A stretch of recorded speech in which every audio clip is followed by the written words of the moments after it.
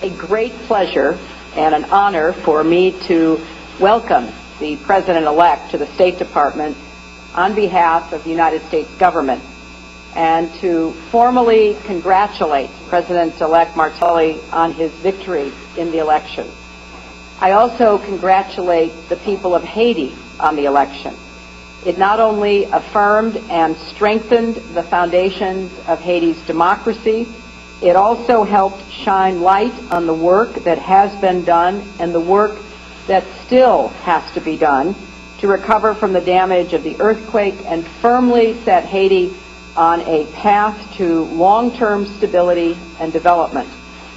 And perhaps most importantly, this election offered the people of Haiti an opportunity to give voice to their dreams for their country's future.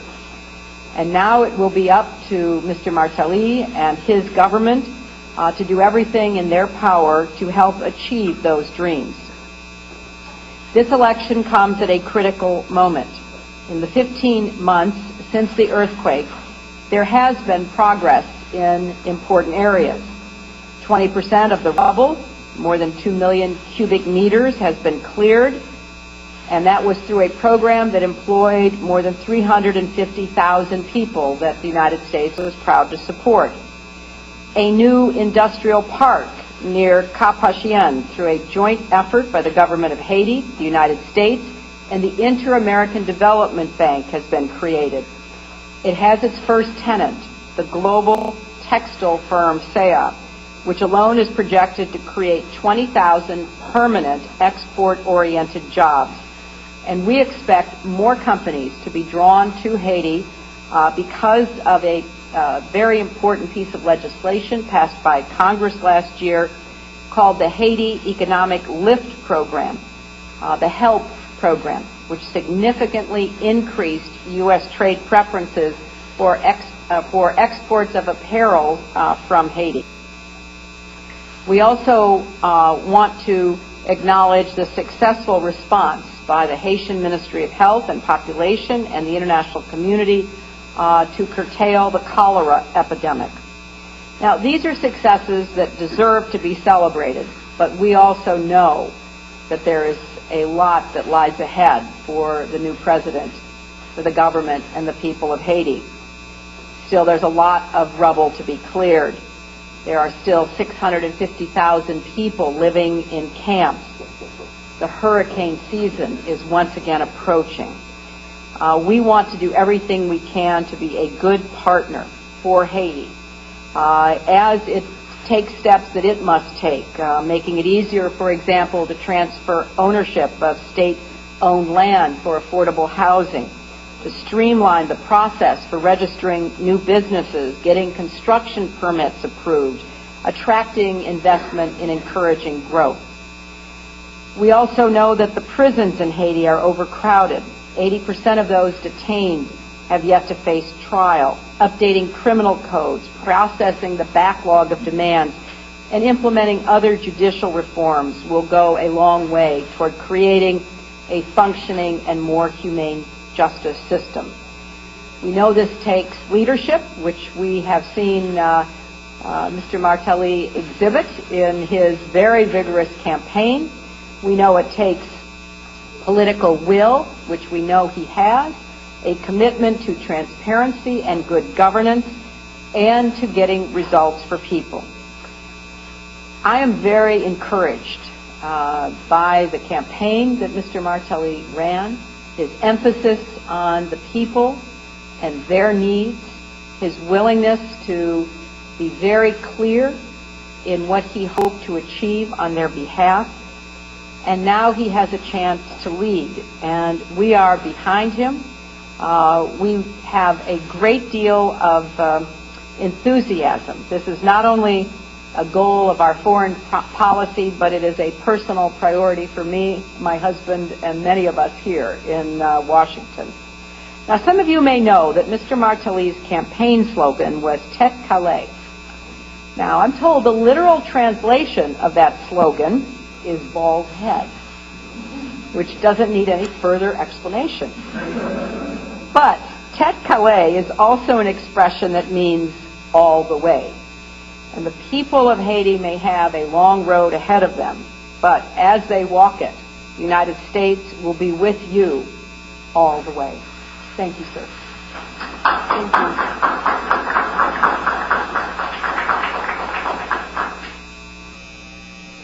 Bonjour. Je tiens à remercier spécialement la secrétaire d'État, Hillary Clinton, de m'avoir reçu avec mon équipe. Thank you very much. I'd like to thank especially Secretary of State Hillary Clinton for having hosted me and my team. C'est la seconde fois que nous nous rencontrons depuis notre visite en Haïti. This is the second time that we meet since your visit in Haiti. J'étends mes remerciements à l'administration Obama et au président lui-même. I would like to extend my thanks to the Obama administration and to the President himself. Encore une fois, les élections de novembre et de mars ont démontré la détermination farouche du peuple haïtien de construire sa démocratie. Once again, the elections of November and March demonstrated the fierce determination of the Haitian people to build its own democracy. Maintenant, il me faut transformer mes promesses de campagne en plan d'action. Now it is up to me to transform my campaign promises into an action plan.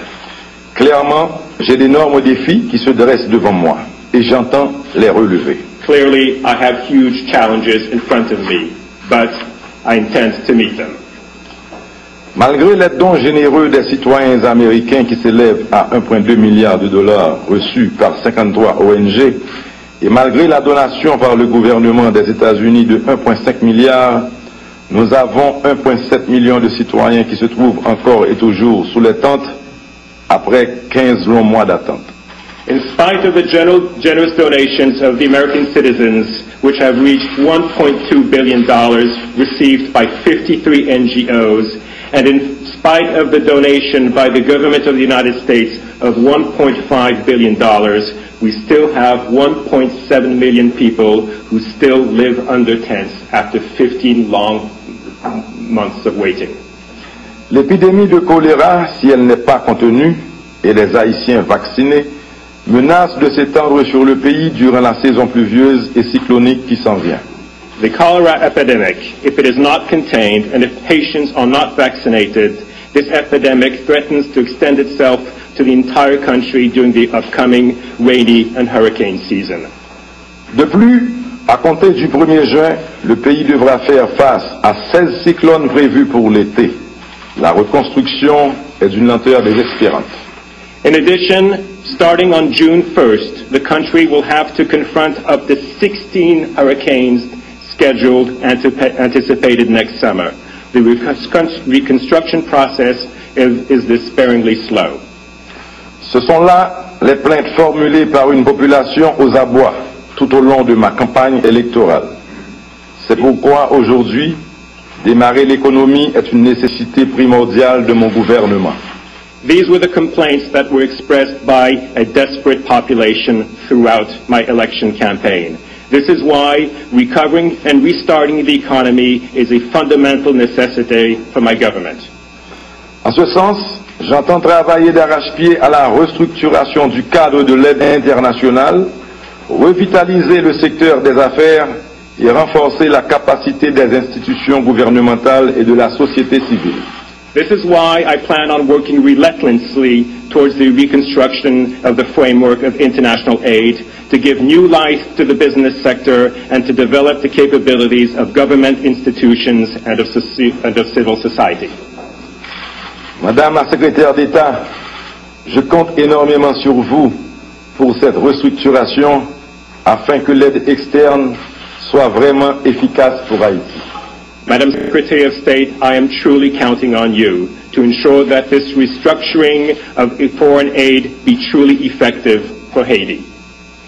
La coopération bilatérale passe également par la lutte contre la drogue et la corruption, le respect des droits humains, l'établissement d'un état de droit, le rôle accru et nécessaire de notre diaspora, le TPS, les déportés, la bonne gouvernance, la relance de l'agriculture à un moment crucial où les prix mondiaux augmentent drastiquement et l'établissement d'un climat sécuritaire pour les investisseurs potentiels et futurs.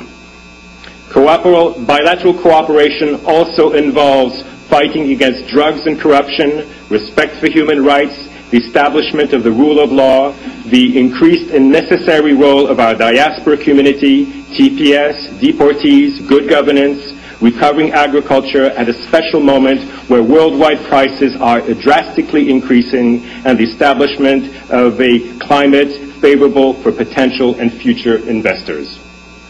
Nos discussions ont porté sur la nécessité urgente de rendre l'aide efficace pour nos citoyens et éviter le gaspillage.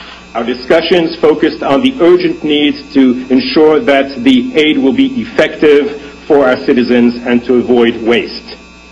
Finalement, j'ai discuté avec la secrétaire d'État de l'offre du président Barack Obama de créer un partnership avec Haïti. Finally, I discussed with the Secretary of State of President Barack Obama's offer to create a partnership with Haiti. Ma nouvelle vision pour mon pays est d'entamer toutes les réformes utiles et nécessaires pour faire Haïti entrer de plein pied dans la modernité du XXIe siècle. My new vision for my country is to engage in all of the useful and necessary reforms to ensure that Haiti will be a full member of the modernity of the 21st century. Je vous remercie, Madame la Secrétaire d'État, pour cet accueil chaleureux. Thank you, Madam Secretary, for your very warm welcome. Time for just a couple of questions. First one to Jill from CNN. Thank you, Madam Secretary.